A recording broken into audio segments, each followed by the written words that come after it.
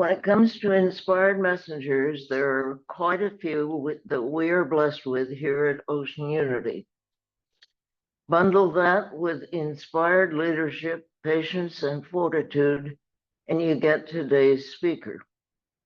Deanna Trail has been in service in many ways with this humble organization and has never failed to fulfill whatever mission she is assigned. Today, as we conclude our August theme on serving others, Deanna brings further enlightenment to help us all understand the magic and the beauty in living our lives in service. Please welcome Deanna Trail.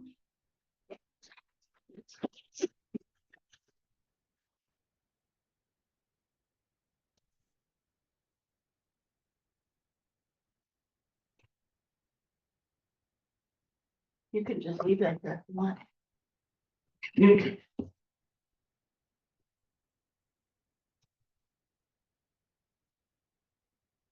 Chair in your way there, She'll leave that chair. still need.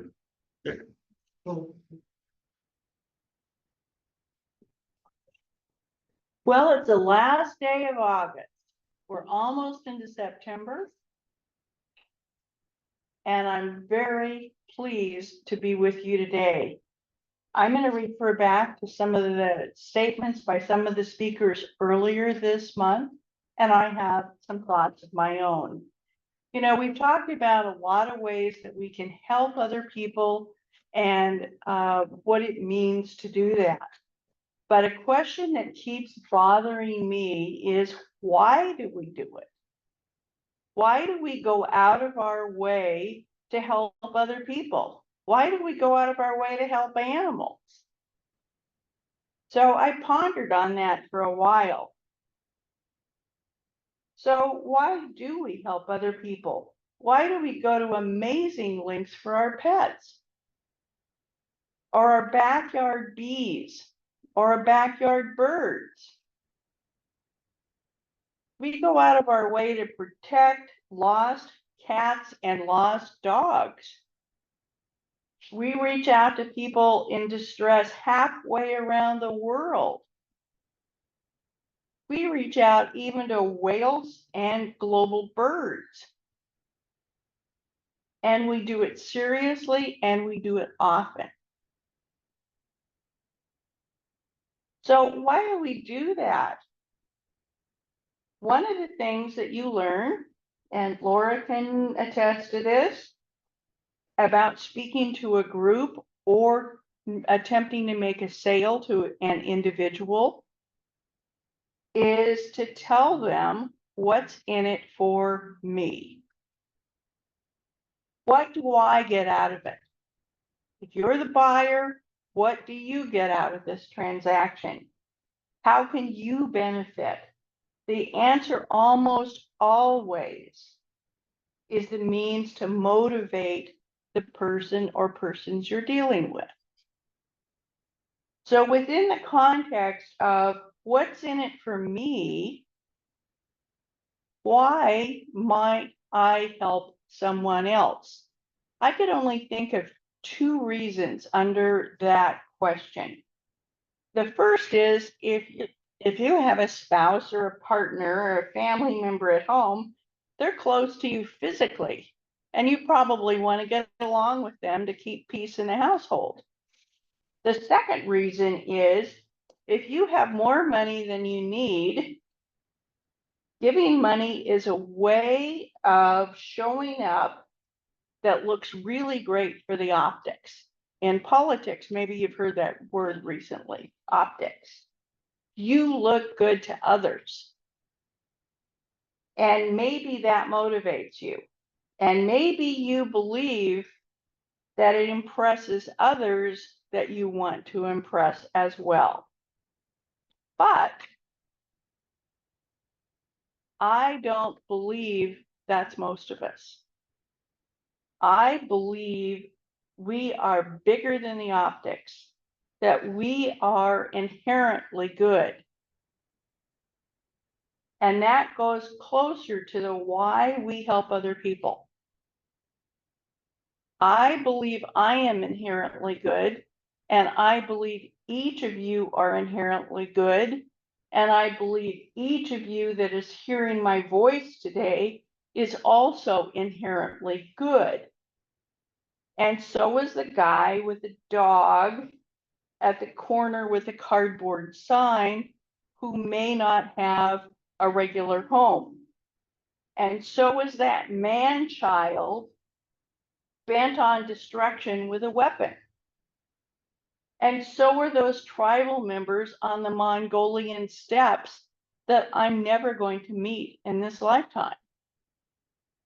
And so is every living person breathing air, carrying goodness inside them. That's what I believe. And you cannot be made less than inherently good unless you allow that to happen.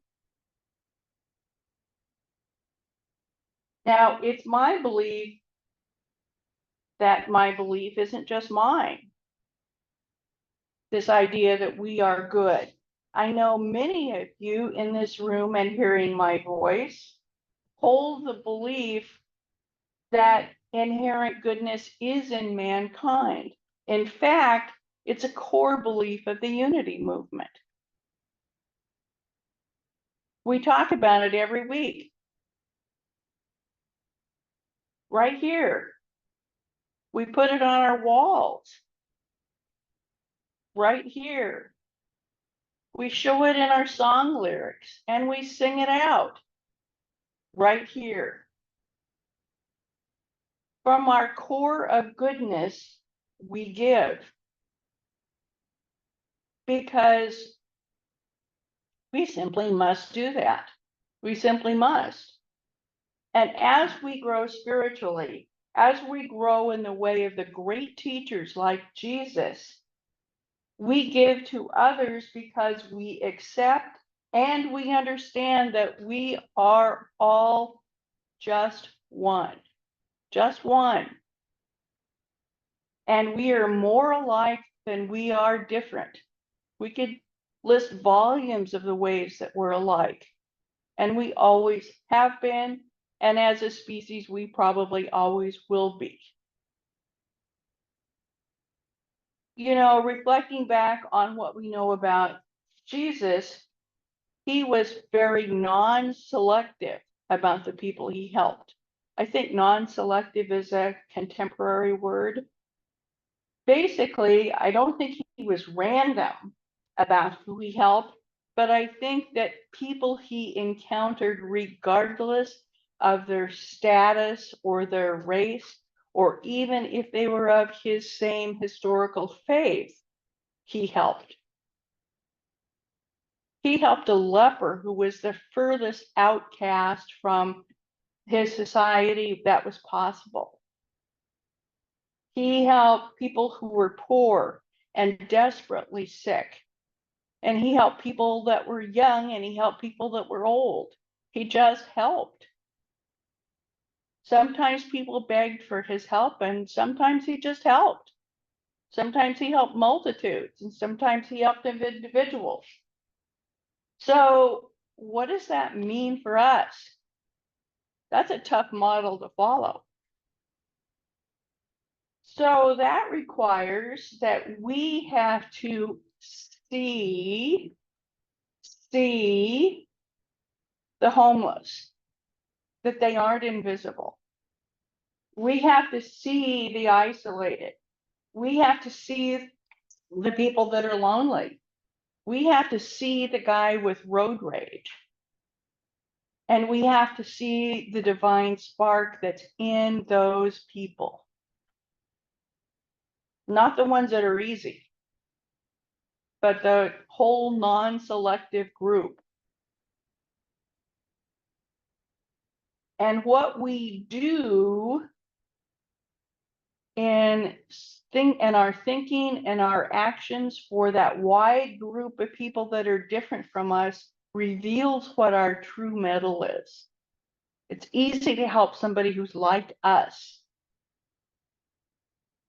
but we really test ourselves when we get outside our comfort zone. And it calls for genuine, real, authentic compassion and helping. And that's called service.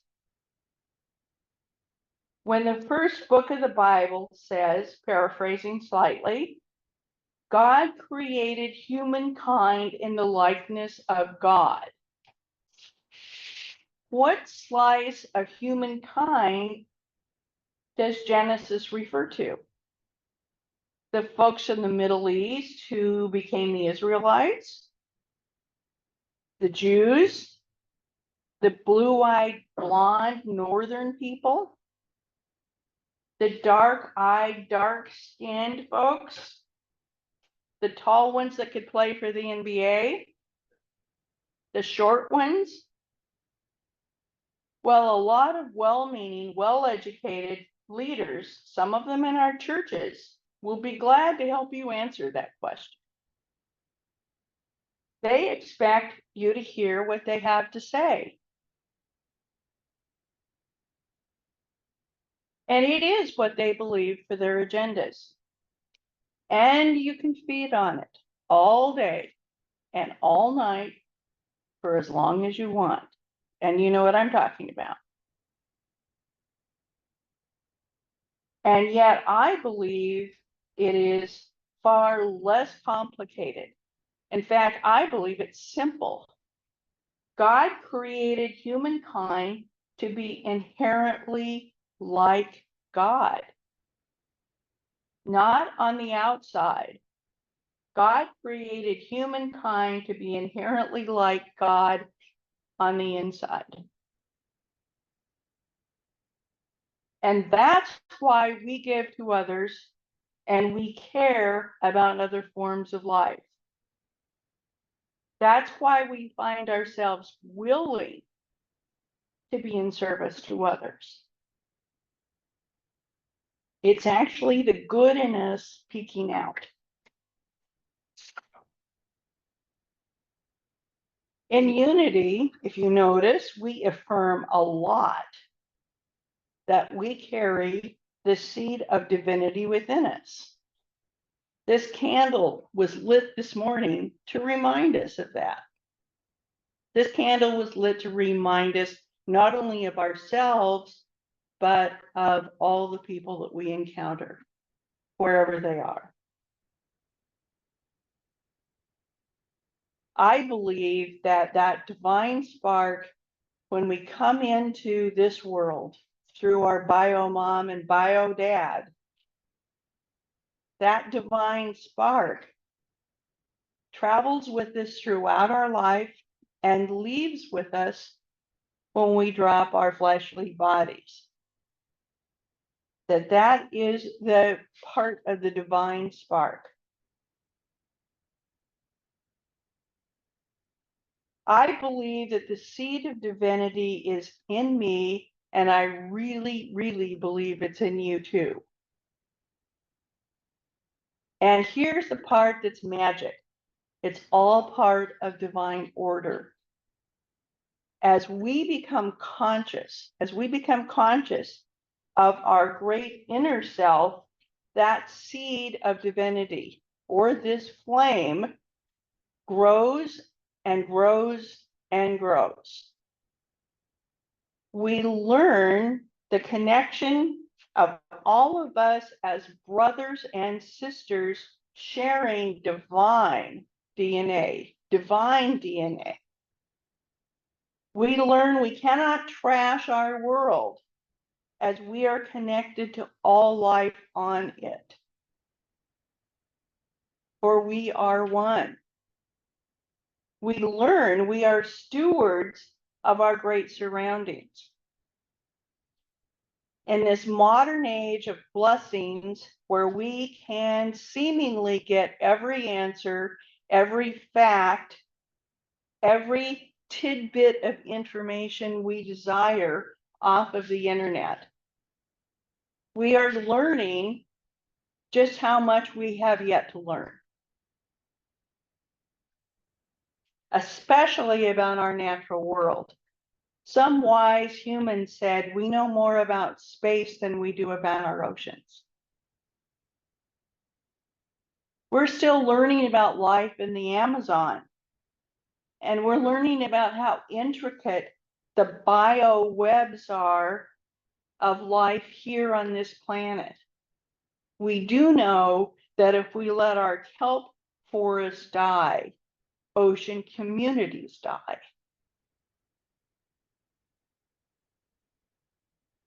So with great care and even humility, sometimes we can see that our whole world is also part of us. We really are one. So with compassion, we give our money to save the whales and sometimes even the sharks. We give private and public funds to protect lost dogs and cats, even the surplus ones that find themselves in the shelters. We choose as a society to give large sums of money to public education, from Head Start programs through our public universities. We believe kids should go to school and not be hungry. So we offer them meals so they learn more and they grow stronger. We fund federal programs like NOAA that has a base here in Newport, who does research on the air and the water. And it's introducing new phrases to us like supermarine heat waves. The Nature Conservancy, a private organization that's working globally, a nonprofit, often buys large tracts of land. In this country and in other countries, it finds, threatens, and then it gently manages that land. Doctors Without Borders is an organization that sends medical teams into areas of violence and drought. Talk about tough service. And the list, of course, goes on and on and on. Charles Fillmore, who, as we know, was the co-founder of Unity with his wife, developed the 12 Powers of Man. And he studied a wide variety of philosophies. The 12th power of man is the power to be alive and energized. He came to believe that humans don't have to die physically, that we can stay on this planet for very, very long times, but we must be fully aligned with divinity in order to sustain ourselves. And he believed at that point we will be in balance with nature and there will be heaven on earth. I think we're in the baby steps. I asked that Mark Stanton Walsh's song be played again this morning. You heard it just a couple of weeks ago, for a couple of reasons. First, a few of you might know, maybe it's just Lucy and I, but Mark Stanton Walsh came and performed in Newport on a tour when we had the church in Newport. And he told a story that I still remember. He said he was then and still is, of course, a musician living in California, and he got an urge to go to a Unity church one Sunday. And he went and he enjoyed it. And a few days later, he got a contact from one of the church leaders to see how good the fit was between what he needed and they were supplying. And he felt comfortable. And without hesitation, this church leader told him they were short of a music director. And could he help out? Could he help out? For that man, it was the point of inflection for his life. He may not have known it at the time, but he said yes. And as a result of that, he's written hundreds of songs dozens of which have been successful and recorded. And he has had an expanded music career since that day. His song today highlights a point on the question, why do we help others? And as the song said in his lyrics, because God's love flows to us, God flows through us. And in my words, God's love flows as us. When we are high expressions, deep in our divinity, letting it flow, we are expressions of God. And if that's a little heavy for you, you can back it down to God's love flows through us if you like. That's the divine DNA in action. It flows. As we allow our focus to be on expanding love, which was Barb's Ryan's message last week, we are in that moment in service to others. As we simply expand love, we are in service to others. We are helping. When we let it overflow, we are helping. When we act, we are helping. And when those days come or those situations arrive or you're uncomfortable with what you're encountering and you feel you can do nothing, you can always pray. Even a simple, effective prayer of I raise you and I praise you in the name of love, which was taught to us again by Jean Celia the first of the month. I raise you and praise you in the name of love. We can write prayers. We can say them out loud. And those simple acts are helping others and they're helping ourselves. And they should not be discounted. When we pause and listen to what our own needs are, we are in service to others. And this is a hard one for a lot of people. But why is this so hard when it's so easy? Do we not love ourselves enough to be fully present for others when we're in balance? We have two wonderful mental health speakers here, Dean Schrock and Joseph Bernard. They say, when we take care of our own needs, everyone around us benefits. When you are angry or you are out of balance, so are your relationships with others. We serve others when we are authentic and we are authentic selves in our natural state. So says Eileen Lighthawk. Our authentic selves in a relaxed state. And this is me. We are greater when we work for and with our DNA brothers and sisters. And that's everybody, everybody. Not only are we one, we are bigger than the sum of our parts. Because spirit is unlimited. So what happens when our heart shuts down or closes down partly? We are isolated, lonely. And when you boil it down, we are often angry and we're afraid.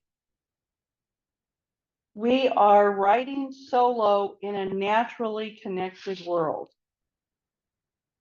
We stop growing as a human being. We may lose our desire to live and care for ourselves, let alone anyone else. And we miss out on the exchange between a pet and his or her human, if you have a pet. And having a well-matched dog, cat, or horse often lowers your blood pressure, reduces stress, gets you moving and keeps you active, and may help you feel connected and perhaps even loved. And some of you know I have an unusual animal connection. I have a visiting seagull that will come and peck on my window. His or her name is Gregory Peck. And Gregory Peck is alert to my presence. And this has gone on for a few years.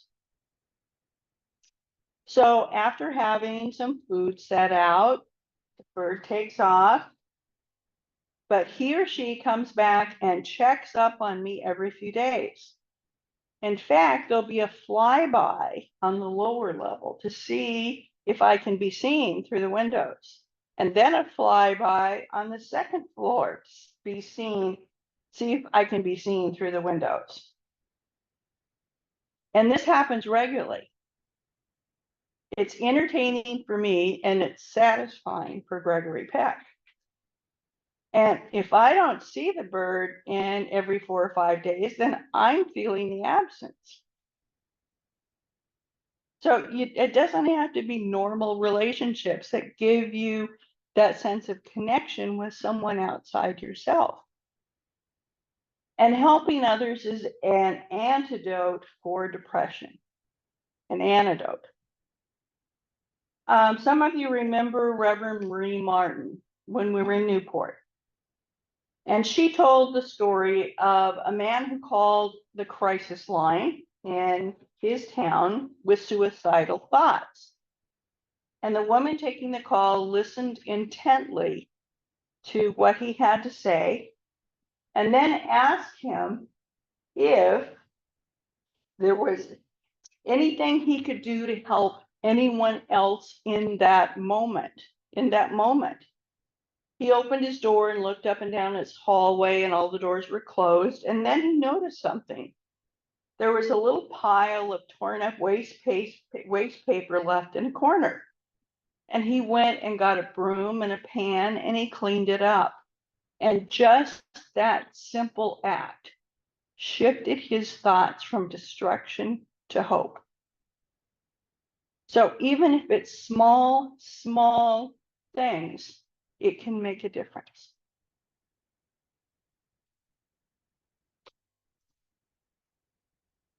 I want to share with you something that came out just before Christmas last year on loneliness. Loneliness is detrimental to mental and physical health, experts say, leading to an increased risk of heart disease, dementia, stroke, and even premature death. As researchers track record levels of self-reported homelessness, which is probably less than what's actual, public health leaders are banding together to develop a public health framework to address the epidemic of loneliness. The world is becoming lonelier and lonelier, and there's some very worrisome consequences, says Dr. Jeremy Nobel, founder of the Foundation for Art and Healing. Loneliness is experienced through a person's lifespan, he says, and it can spiral as a result of trauma, illness, and the effects of aging. Now, Eileen Hawk kind of laughs if I say anything about trauma, because she believes we've all been traumatized to some extent, that none of us escape that.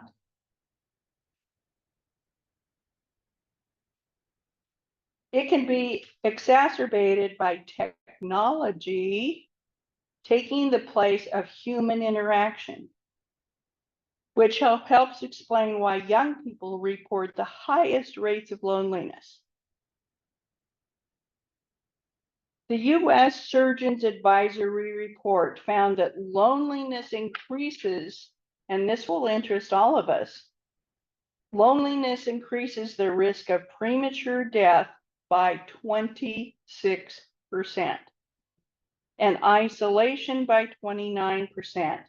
U.S. Surgeon General McMurthy said, in terms of your lifespan, continuing to live in loneliness is equivalent to smoking 15 cigarettes a day.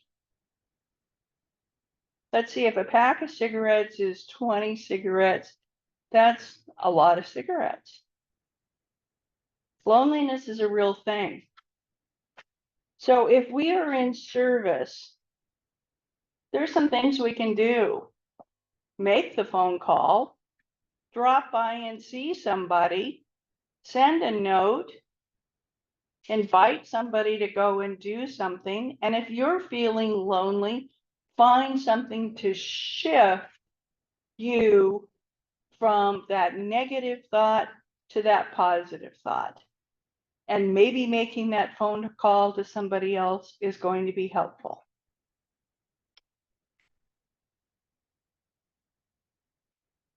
Reverend Felicia Searcy of Unity of Tucson says, the sole purpose of our existence is simply to be happy.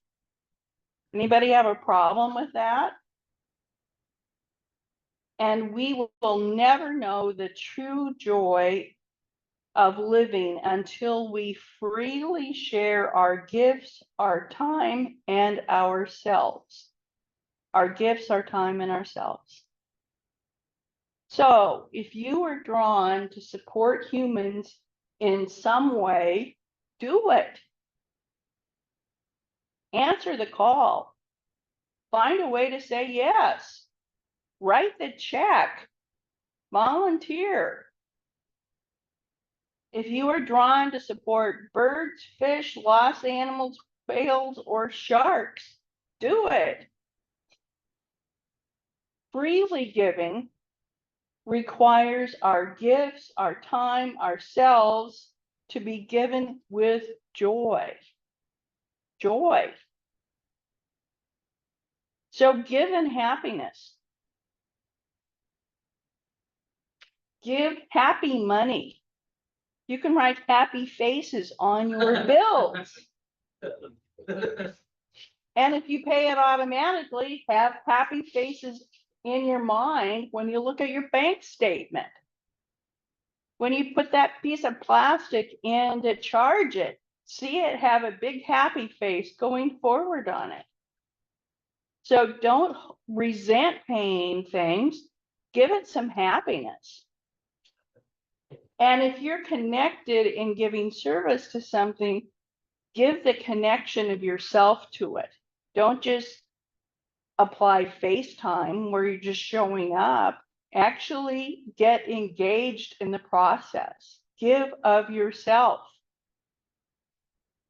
And be open, as our musician was today, to be propelled into learning new things and discovering a new life when you say yes.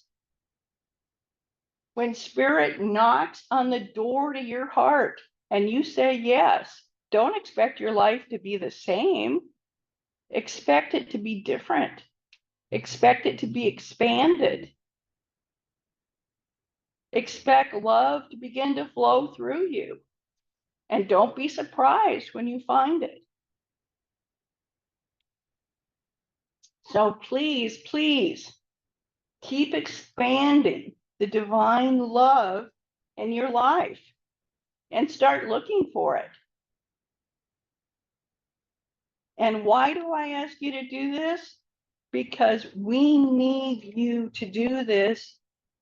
And the world we live in needs you to do it more than ever before.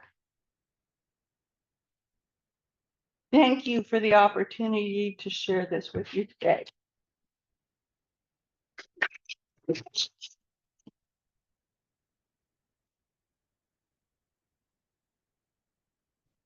And I'll be next